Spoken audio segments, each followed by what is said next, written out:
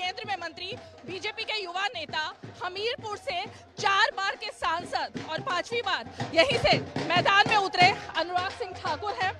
इसी तरह से वो यहाँ हमीरपुर में लोगों से मिल रहे हैं, जगह जगह जाकर पैदल यहाँ पर जनसंपर्क अभियान उनका चल रहा है।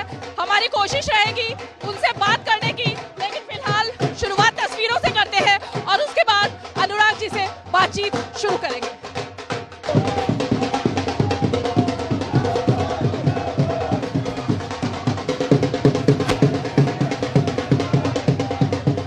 अंतिम चरण का मतदान और उसका प्रचार खत्म होने में अब कुछ ही घंटे बाकी हैं। एक एक वोट बेहद ही कीमती है आपका, इसलिए आप घर से जरूर निकलें और वोट दें।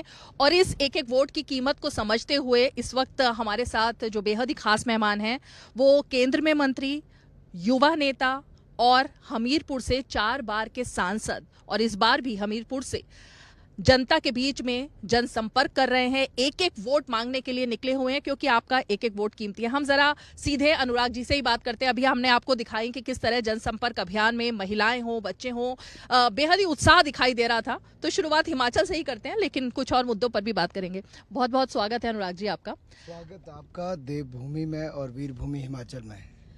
4 सीटें हिमाचल की।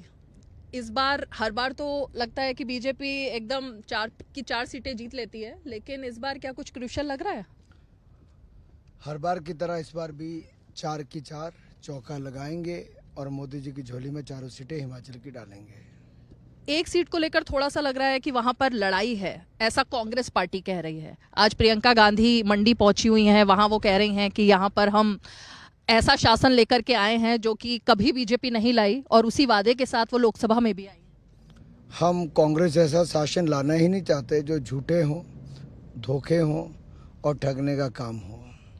ठगा हुआ महसूस करती है हिमाचल की जनता, क्योंकि यही प्रियंका गांधी जी आज से 16 महीने पहले कहकर गई थी कि 1500 रुपया महीना महिलाओं को मिलेगा। 16 महीने बीत गए, 24 हज़ार देनदारी एक एक महिला की हो गई, लेकिन मिला नहीं।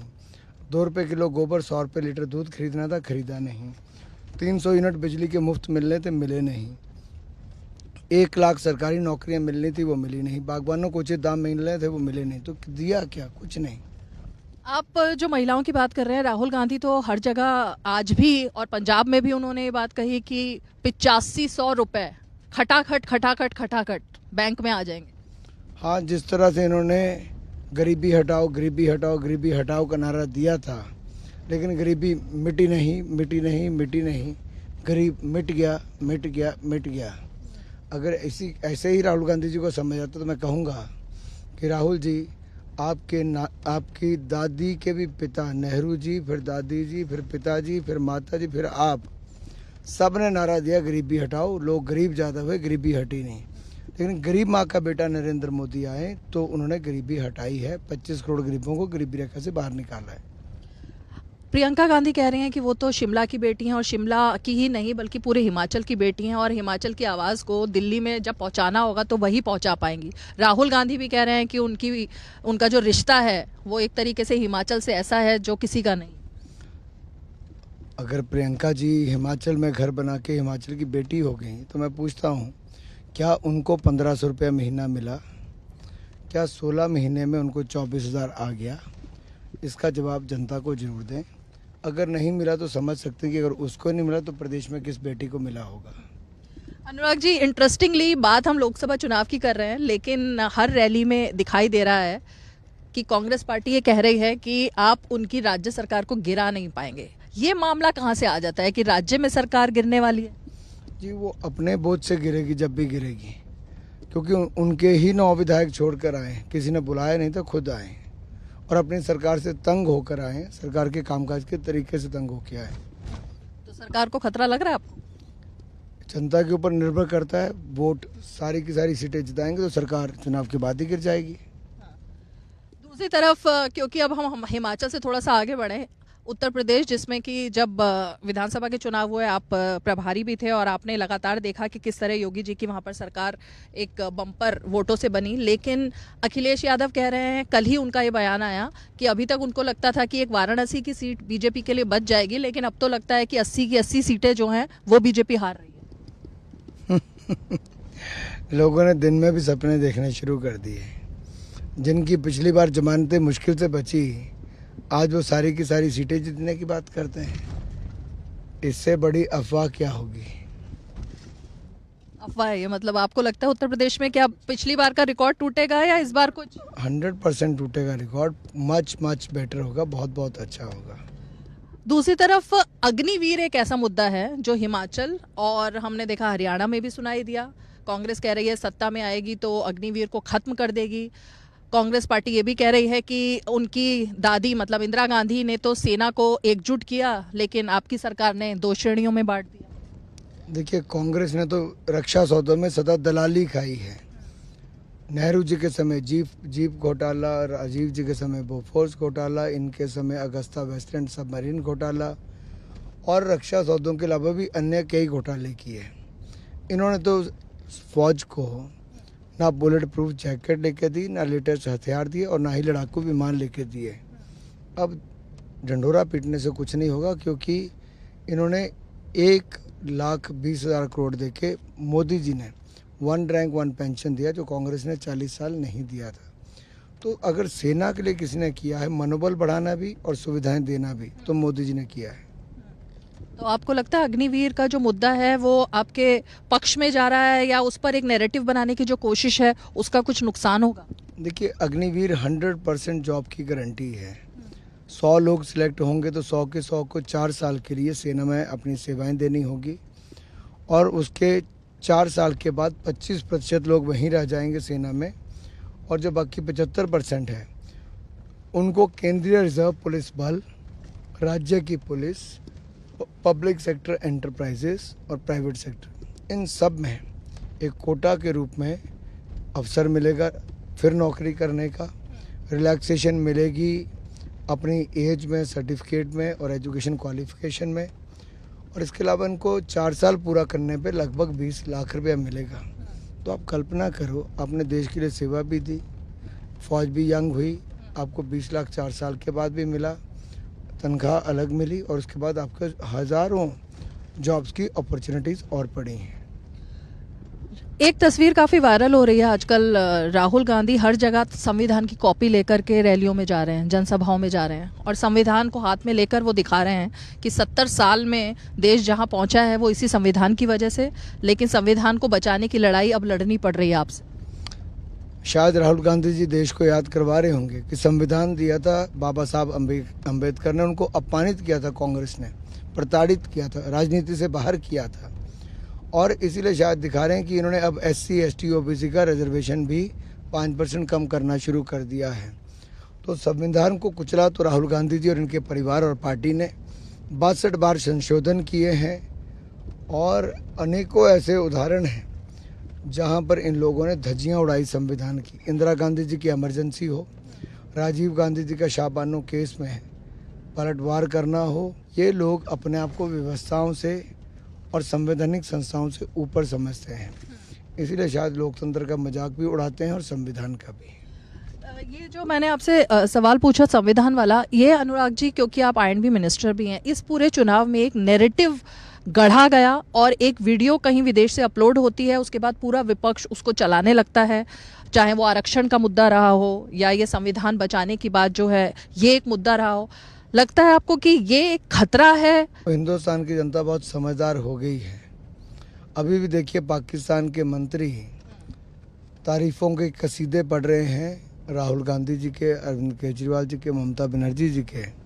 इससे पता चलता है कि हिंदुस्तान में कुछ लोग रहते हैं, उनका शरीर यहाँ है, उनका मन पाकिस्तान में, उनका दिल धड़कता है तो पाकिस्तान के लिए।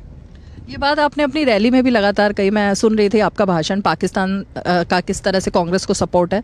अरविंद केजरीवाल ने तो हालांकि सोशल मीडिया पर कह दिया कि हमें आपके सपोर्ट की ज़रूरत नहीं है, हम अपनी लड़ाई खुद लड़ेंगे, तो उन्होंने तो अपना पल्ला पाकिस्तान से हटा लिया, क्योंकि यहाँ पर जिस तरह से बैकलैश हुआ तो उनको ये करना ही पड़ेगा। तो पाकिस्तान वाला जो मुद्दा है ये आपको लगता है कि क्योंकि सीमा पार की बात है इसलिए कहीं क्लैश करेगा? नहीं, इन्होंने देखिए कभी विदेशी फंडिंग की बात हो और उन ग्रुप्स की जो खालिस्तान मूवमेंट का समर्थन करती है उनसे चंदा लेने की, तो अपने आप में सवाल कई एक नहीं अनेक खड़े करता है। लगता है यहाँ पर आपसे मिलने के लिए लोग काफ़ी ज़्यादा आतुर हैं। एक बार ज़रा हम अपने कैमरे के माध्यम से दिखाते हैं कि जगह जगह पर जहाँ से भी अनुराग जी निकल रहे हैं वहाँ पर इस तरह से लोग खड़े हुए हैं, सपोर्टर्स खड़े हुए हैं और वो उनको ग्रीट कर रहे हैं, उनसे मिल रहे हैं। यही लोकतंत्र में एक नेता के लिए ज़रूरी भी होता है कि वो सिर्फ चुनाव में ही नहीं वैसे भी मिले, और यहाँ पर ये प्यार और सम्मान दिखाई दे रहा है अपने नेता के लिए।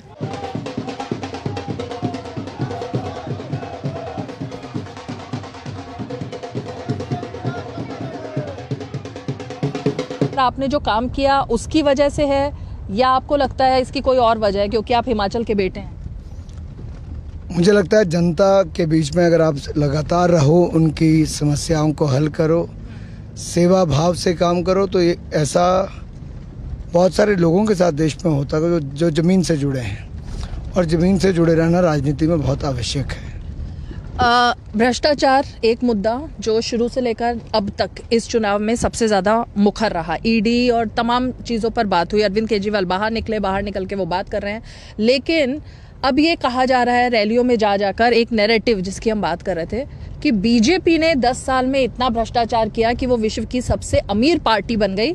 55 साल कांग्रेस ने राज किया लेकिन वो क्यों नहीं बन पाई?